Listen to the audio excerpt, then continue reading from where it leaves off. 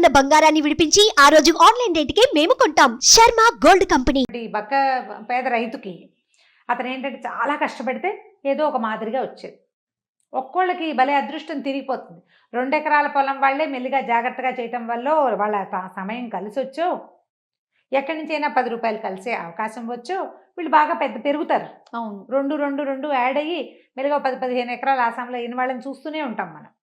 అతని విషయంలో అట్లా జరగలే. ఆయనకు సంతానం ఎక్కువ, ఆ 2 ఎకరాలతోటే ఉన్నాడు. పక్కనున్న ఆయన అదే 2 ఎకరాలతో మొదలుపెట్టి ఏదో చిన్న వడ్ల వ్యాపారం మొదలుపెట్టి పని ఎక్కువ చేసి శ్రమపడి ఒక 15 ఎకరాల ఆసామి అయ్యాడు. అయితే కొంచెం సంపాదన పరుడు అయిన తర్వాత ఆ డబ్బులున్న ఆయనకి కొంచెం భగవత్ చింతన మొదలైంది. రోజు గుళ్ళోకి వెళ్ళేవాడు. వీళ్ళు ఏమనుకునేవాడు, ఈ పక్క రైతు అనుకునేవాడు, వీడు బాగా దేవుణ్ణి కాకపట్టి ఇంకా ఇంకా పెరిగేందుకు దోహదం అవుతుంది ఇది అనుకునేవాడు. ఆయన కాకపట్టడానికి కాదు, ఆయనలో భగవత్ చింతన వచ్చేసింది. వచ్చి రోజు వెళ్ళేవాడు. పోనీ నువ్వు వెళ్ళొచ్చు కదా. ఈయన వెళ్తే అబ్బో అక్కడ ఎడ్లు ఏమైపోతున్నాయో గేదెలు ఏమైపోతున్నాయో అనిపించేది. రోజు వెళ్ళడానికి నాకెక్కడ కుదురుతుంది, నాకు పని ఉంది, వాడికి వ్యాపారం కూడా ఉంది కాబట్టి అది దేవుడిని కాకపడ్డానికి వెళ్తున్నాడు. అతను గుడికి ఎందుకు వెళ్తున్నాడో నీకు అసలు అవగాహనే లేదు ఇతనికి. సరే ఇలా కొంతకాలం అయ్యాక ఇంట్లో వాళ్ళు ఎంతసేపు గుళ్ళోకి వెళ్తున్నామని ఏదో మాట్లాడాక నాకు తపస్సు చేసుకోవాలనుంది, నేను తపస్సు చేస్తానన్నాడు.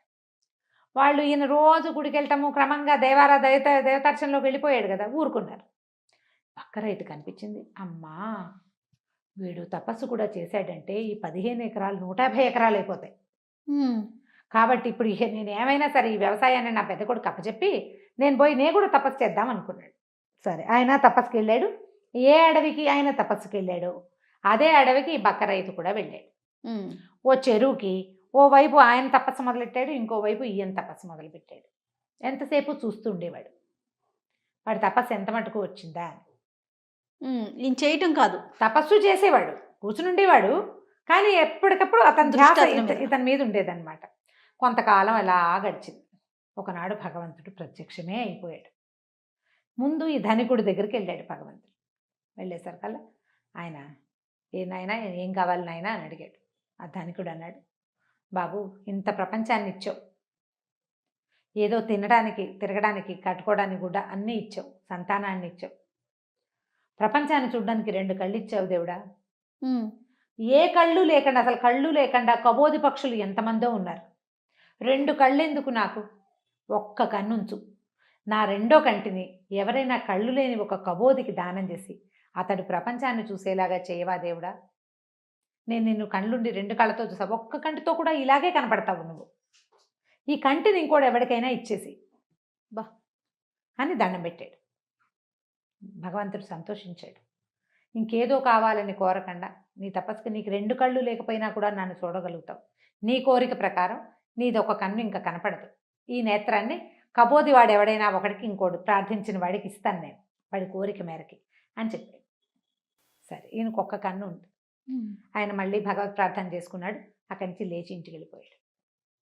ఆయన వెళ్ళిపోవటం చూసిన పేద రైతు మనం కూడా ఇంకొక గట్టిగా చేస్తే దేవుడు వస్తాడని అర్థమై బేగ తీసుకుని కూర్చున్నాడు. సరే భగవంతుడు ప్రత్యక్షం అయ్యాడు ఈయనకు కూడా. ఏం కావాలి నాయన అని అడిగితే, చెరువుకి ఆవతల పక్కన ఉన్న నా స్నేహితుడు ఏం అడిగాడు దానికి 2 ఇవ్వు స్వామి, నాకు ఇంక ఏమీ వద్దు. వాడు 15 ఎకరాలని 150 చేయమని అడుగుంటాడు. 150ని 2 చేస్తే ఎంత అవుతుంది, 300 అవుతుంది. 300 ఎకరాలు ఓ కొల్లలు 30 తరాల పాటు నా పిల్లలు కూర్చుని తిన్నా సరిపోతుంది అనుకున్నాడు. పక్కవాడు అడిగింది ఏమిటి, ఒక కన్ను. దానికి 2 అంటే 2 కళ్ళు పోయినాయి. ఈయన నిర్ఘాంతపోయాడు రైతు. అయ్యో నా కళ్ళు కనపట్లేదు దేవుడా, నిన్ను అత్యద్భుతమైన స్వరూపాన్ని చూశాను, ఇప్పుడు నా కళ్ళు కనిపించట్లేదంటే భగవంతుడు చెప్పాడు, నువ్వు చేసిన తపస్సు వల్ల నువ్వు నన్ను చూడగలిగావు, నీ కోరిక వల్ల నువ్వు ఏది చూడలేకుండా అయిపోయావు. నీకేది కావాలో నువ్వు అది అడగాలి, పక్కవాడికి ఏది ఉందో అది కాదు. నువ్వు ఏం చేసినా నీ కళ్ళు రావు. అప్పటి వరకు హాయిగా 2 ఎకరాల పొలాన్ని సొంత కళ్ళతో చూసి సేద్యం చేసుకునే రైతు భగవంతుడు చూసిన ఆ కాస్త పుణ్యాన్ని మూట కట్టుకుని అలాగే గుడ్డిగా చేతులు తడుముకుంటూ వెళ్ళిపోయి కళ్ళు పోయినాయి. నీ కథంతా తెలిసిన మొదటి ధనవంతుడు ఆ ఇంట్లో ఉండి రోజు దైవ ప్రార్థన చేసేవాడు. పాపం బక్క రైతు, వాడికి ఏది లేదు, నా కన్నుని పోయిన నువ్వు తీసుకుని నా కన్నుని వాడికి ప్రసాదించు దేవుడా అని. కొద్ది రోజుల తర్వాత బకరైతే కన్ను కనపడతాను మొదలుపెట్టింది. అయ్యో అయ్యో నా కన్ను కనపడుతుందిరా అంటే, నేను అడిగిన కోరిక అదే, అందుకే నీ కన్ను కనపడుతుంది. ఇతనికి జ్ఞానోదయం అయింది, అప్పటికి తెలుసుకున్నాను నా కన్ను కనపడిన కన్ను ధనవంతుడిది. ఆ దెబ్బకి అతనిలో పూర్తిగా మార్పు వచ్చింది. ఎప్పుడు కూడా నాకు లేదు అని ఆలోచించాలి. నేనేం చెయ్యాలి దాన్ని సంపాదించడానికి? అందులో నువ్వు వాటిని ఏం సంపాదించగలవు? విద్య, జ్ఞానము, ధనము, ఇంకా కొంచెం పైకి ముందుకెళ్ళేందుకు ఆధ్యాత్మిక సాధన, అవన్నీ కూడా నువ్వు స్వయంగా సాధించగలుగుతావు. పక్కవాడు సాధించిన వాటిని చూసి ఈర్ష్యపడితే ఎప్పుడు నువ్వు వాడు వెనకాలే ఉంటావు. ఏనాటికి నీ జీవితంలో ముందుకెళ్ళలేవు, ఏనాటికి వెళ్ళలేవు. నా దారిని నేను నడుస్తాను అని నడిచిన వాడు అడుగులో అడుగేసుకుంటూ కూడా కాశీరామేశ్వరం చేరగలుగుతాడు. పక్కవాడిని చూసేవాడు ఏ గోతిలోకో పడతాడు. రన్నింగ్ రేస్ చేసేటప్పుడు చెప్తారు పిల్లలకి, పక్క వాళ్ళని చూడొద్దు, పక్క వాళ్ళని చూడొద్దు, ముందు చూడు, ముందు చూడు అని. అవునవును. నీ గోల్ అచీవ్ చేయటానికి గోల్ సెట్ చేసుకో, గోల్ వైపు పరిగెత్తు. నీ పక్కవాడి గోల్ ఏదో నీకు అక్కర్లేదు, వాడు ఎలా పరిగెడుతున్నాడో నువ్వు చూడొద్దు. ఇది బతుకంతా ఫాలో అవ్వాలి. ఎంత అద్భుతమైన కథ రమ్మగారు కదా, అద్భుతం అంటే అద్భుతం. ఈ కథని చిన్న పిల్లలు, ఆ 7-8 ఏళ్ళు 2వ క్లాస్కి వచ్చిన పిల్లల దగ్గర నుంచి చెప్పాలి. ముసలి తాతకు కూడా చెప్పాల్సి వస్తుంది ఒక్కొక్కసారి. వాళ్ళ పిల్లలు పైకి వచ్చారు, నా పిల్లలు ఎందుకు రావట్లేదు అని ఏడవద్దు. అవునండి. భగవంతుడా ఇలాంటి పరిస్థితి ఎందుకు వచ్చిందో, ఏ జన్మలో చేసిన అవకాశాన్ని కల్పించండి, అపరాధమో ఇది, అపరాధాన్ని క్షమించు, నా పిల్లలు ముందుకెళ్లేలాగా చేయి, లేదా నన్ను ముందుకెళ్లేలాగా చేయి, ఈ దారిలో వెళ్ళకపోతే ఇంకో దారి తీసుకుంటాను నేను అని ప్రయత్నం చేసిన వాడు ఎప్పుడు ముందుకెళ్తాడు. ఈర్ష్యలు, అసూయలు, దేశాలు పెట్టుకుని వాడి మీద అసూయపడి వాడికి ఏదైనా ఎగ్గు చేసి వాడికి ఏదైనా నష్టపరిస్తే, ఇప్పుడు నీకు లేకపోవడం ఒకటితో అయితే పాడు చేసింది ప్లస్ అయిపోతుంది. అంతే కదా, అది ఇంకో బరువు, అది ఇంకో సర్దిమూట అవుతుంది, నువ్వు అది మొయ్యాల్సి వస్తావు ఆ పాపాన్ని.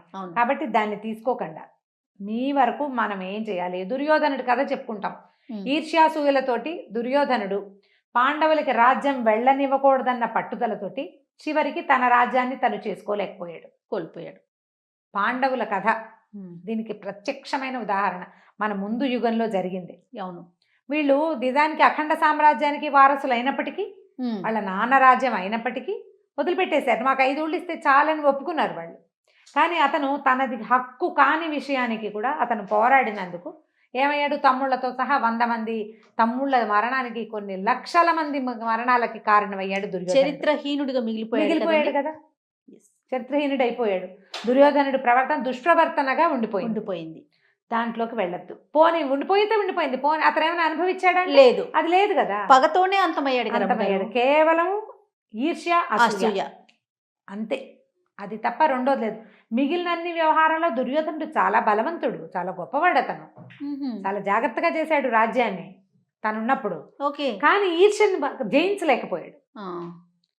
కామక్రోధ లోభమోహ మదమాత్సర్యాల్లో ఒకటి ఇది.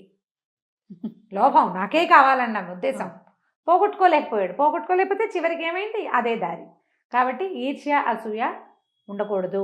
ఎలా ఉండాలంటే నామమాత్రంగా, ఇప్పుడు వాడు ఒకడు మన పక్కనున్న వాడికి 100 మార్కులు వస్తాయి, ఈర్ష్యపడు, 101 సాధించడానికి ప్రయత్నం చేయి. ఒట్టి ఈర్ష్య పడితే ప్రయోజనం లేదు కదా, కష్టపడాలి కదా. వాడి పరీక్ష పేపర్లు పాడు చేద్దాంలేండి, దిక్కుమాల ఉద్దేశాలు వస్తాయి, అందులోకి వెళ్ళకూడదు. చాలా బాగుంది రమ్య. నమస్తే. నమస్తే.